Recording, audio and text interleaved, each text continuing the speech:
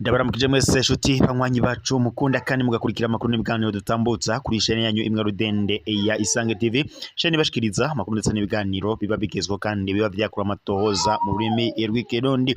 Reka mbahekaza amakuru yacu yo kuri iyi saha, akabara amakuru na cane rero tugiye gukorera ko kuri aya mango, akabara amakuru na cane rero araza gushimikira ku ngingo nkuru zikurikira.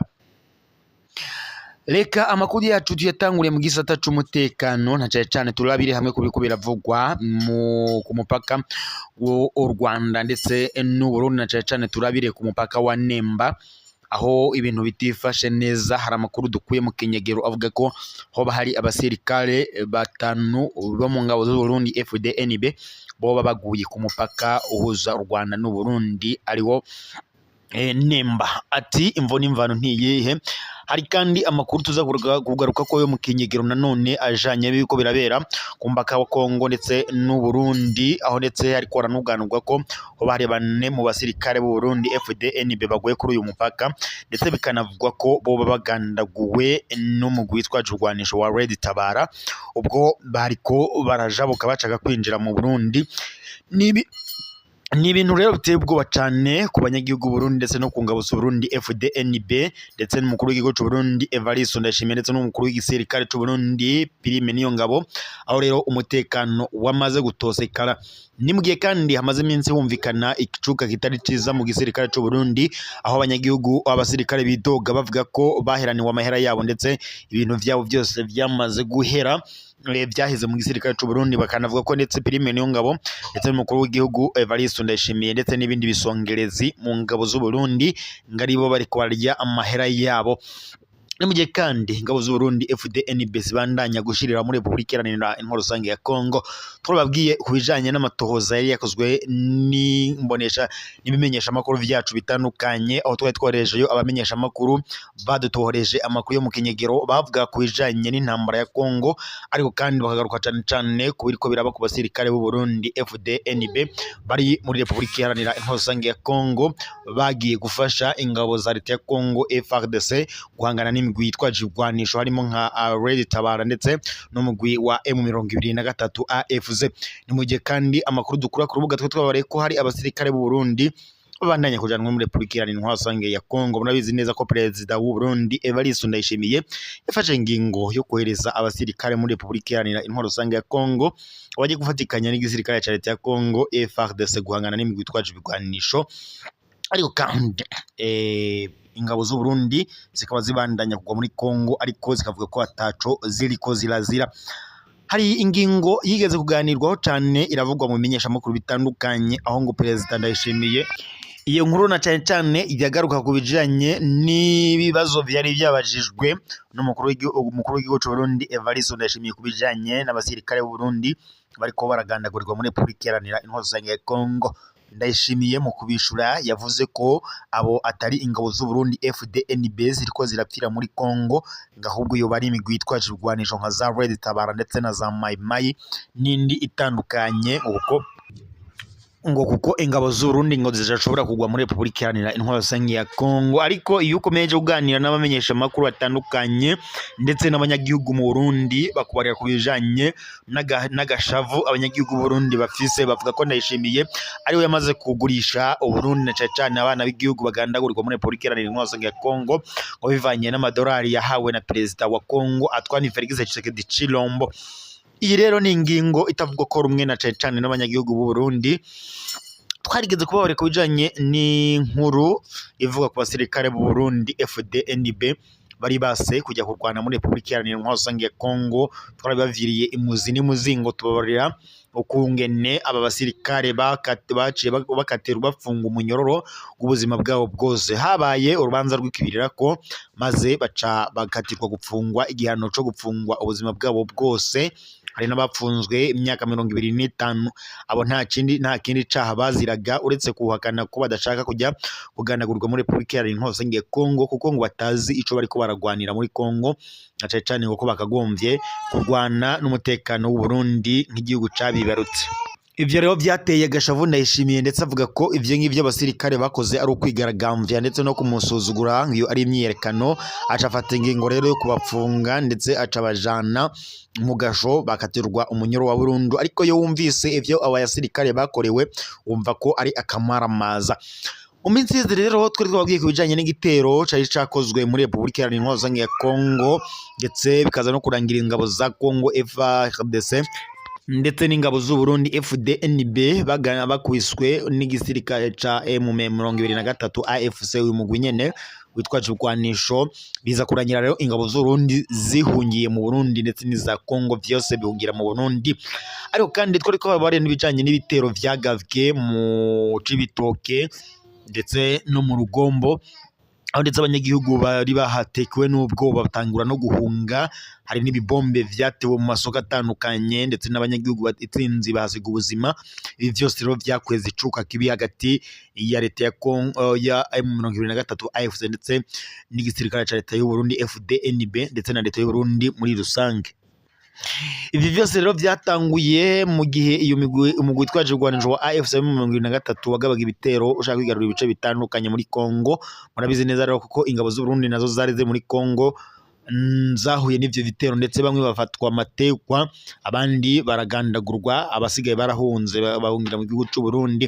Nyuma yuko ivyo vyose bibaye rero Perezida Ndayishimiye yaciye afata ingingo ko agomba gutegura abandi basirikare tsinzi bakajanwa muri Republika Iharanira Demokarasi ya Kongo gufasha igisirikare ca leta ya Kongo FARDC guhangana n'imigwi yitwaje ibigwanisho. Ariko iyo uravye cyangwa se iyo usesanguye ucubona ko vyari umugambi wari wateguwe na Ndayishimiye ndetse na Perezida wa Kongo Felix Tshisekedi Tshilombo kugira ngo amufashe kubijanye n'intambara ndetse nawe azomuhe. Ubwo rero nyene yafataga iyo ngingo Perezida Ndayishimiye yo kohereza abandi basirikare muri Kongo, yavyumvishije Prime Niyongabo kagomba gutegura amakambi yose ya gisirikare, agafata abasirikare tsinzi agaca bohereza muri Kongo. Ariko Prime Niyongabo yaciye amurahira avuga ko adashobora kongera gufata ingingo yo kohereza abasirikare muri Kongo, ahubwo ko bagomba gucungera umutekano w'igihugu na cyane ko n'ubundi ko bariko baragwa muri Kongo ataco bariko barazira. Ibi vyatewe no kungene hari amakuru yari yafuye mu kinyigiro avuga ko hoba hari ibiziga vy'ingabo zo mu ngabo z'u Burundi FDNB zari ziri muri Kongo mu vyazanwe ngahe Bujumbura, bikaba bitekewe mu mafirigo ndetse vyanze guhambwa kugira ngo badakura umutima abanyagihugu. Prime Niyongabo rero ashingiye kuri iyo ngingo y'ukungena abasirikare babandanya kugandagurwa yaciye arahira ararengwa abwira Ndayishimiye ko adashobora kongera kohereza abasirikare muri Kongo. Ubwo Ndayishimiye rero vyaciye bimushavuza cyane ndetse acafata ingingo ko agomba gukora ibishoboka vyose agatembagaza Prime Niyongabo kuko ngo yamusuzuguye. Ariko vyaravuzwe cyane mu bimenyeshamakuru, hatangura kumvikana icuka kibi hagati ya Ndayishimiye ndetse n'umukuru w'igisirikare cy'u Burundi Prime Niyongabo. Ariko kuko Prime Niyongabo ari mu bihangange bikomeye mu butegetsi bw'u Burundi, Ndayishimiye yabuze ahahera. Twarigeze kubabwira ku bijanye na Conseil de Sage. Conseil de Sage iyo uravye ucubona ko igizwe ahanini cyane n'abari mw'irage rya Petero Nkurunziza. Rero bigaca bigorana cyane kuko aribo bafata ingingo mu butegetsi bwa CNDD FDD ko Prime Niyongabo yakombozwa. Ahubwo haciye tangura icuka kibi kiraduga hagati ya Niyongabo Prime ndetse na Evariste Ndayishimiye. Ariko Prime acavuga ko ivyakora vyose yadashobora kongera kohereza ingabo muri Kongo ngo bivanye nuko ataco bariko baragwanira kuko n'u Burundi bufise ibibazo bitandukanye bibuhanze.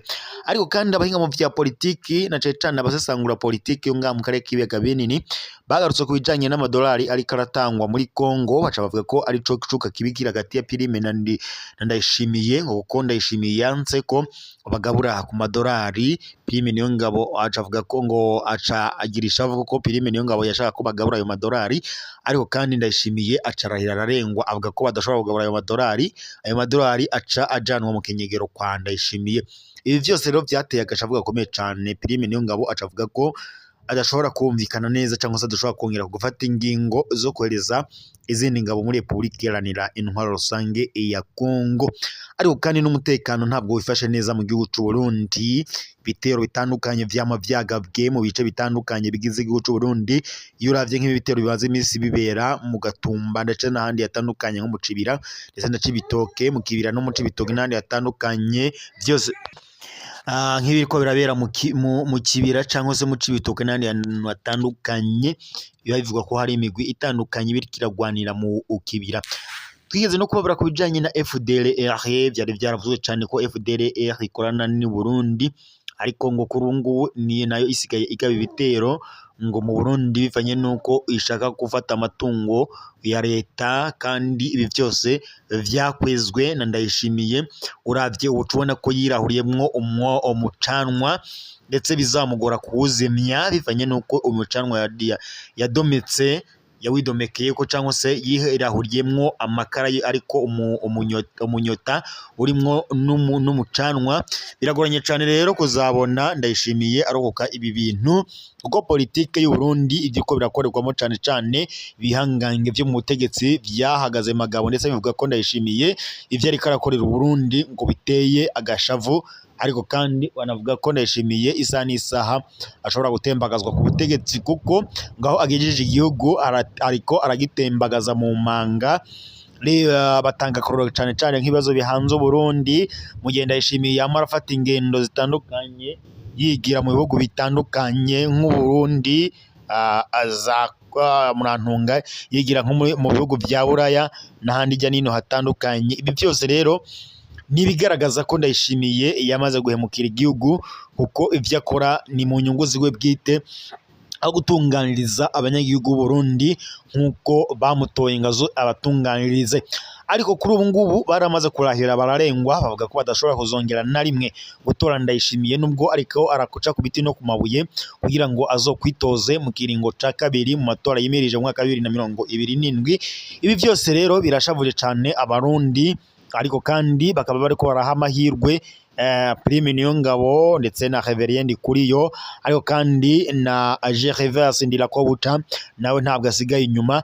Muri ibi bihangange bitatu ntabwo bazaburamo n'umwe azobatunganiriza, ariko bakavuga ko cyane cyane abaye ari Gervais Ndirakobuca cyangwa se Reverien Ndikuriyo ngo ibintu byaca bijya mu mucyo, kuko ngo baragwaniye igihugu, barazi integuro z'urugamba. Ariko kandi hari amakuru yo mu kinyegero kandi twakorewe amatohoza n'amasoko yacu, nayavuga ko bamwe mu bari hirya no hino ku isi, na cyane abari bari mu buhungiro bariko baratahuka ngo kandi bagiye kwifatanya n'abari ko baragwanyiriza hamwe ku butegetsi kugira ngo bakore ku butegetsi bwa Ndayishimiye, bakaba bagira bifatanye nabo, kandi Ndayishimiye bazohava bamutembagaje nk'uko amakuru dukura ku rubuga abishikiriza. Politike y'u Burundi iratwengeje cyane, kuko uyu uravye ubona ko buri wese akura yibikira no gusahurira mu nduru, kuko ibyo ubona bibera mu butegetsi bw'u Burundi. Abanyagihugu barashavuye cyane kuri ubu ngubu, bari ku mukanda, inzara idahera, ibibazo ni byinshi mu Burundi, ariko kandi byose biraterwa na politike mbi. Ariko kandi abanyagihugu bakavuga ko baramutse bikuye ko intwaro ya Ndayishimiye n'ubutegetsi bwe bwose, ibintu bishobora kugenda neza mu Burundi. Abenga mu bya politiki bo bavuga ko mu gihe Ndayishimiye akiri ku butegetsi ibintu bidashobora kugenda neza, kandi ibintu bibandanya kudogera. Ariko kandi bakanarabira abahinga mu bya politiki bavuga ko mu gihe Ndayishimiye atazoba yitoje mu kiringo ca kabiri mu matora yimirije mu mwaka wa 2027, ibintu bishobora kuzagenda nabi cyane nk'ivyabaye mu mwaka wa 2015. Ariko kandi abanyagihugu nabo bararenga bavuga ko mu gihe Ndayishimiye yakwitoza agatorwa nka perezida muri 2027 mu kiringo ca kabiri, abanyagihugu bose bazokwirara mu mabarabara bakagaragaza cyangwa se bagakora imyimenyerekano ngo biyamiriza ibijanye n'ikiringo ca kabiri ca perezida Ndayishimiye, nk'ivyo bakoze mu mwaka wa 2015 biyamiriza ikiringo ca gatatu c'umuhizi Petero Nkurunziza. Ayo rero makuru twari dufise kuri aya mango, reka twe dusozere ngaha, turaza gusubira mu makuru aza kuba agezwe ko mubandanye mugira umuhingamo mwiza.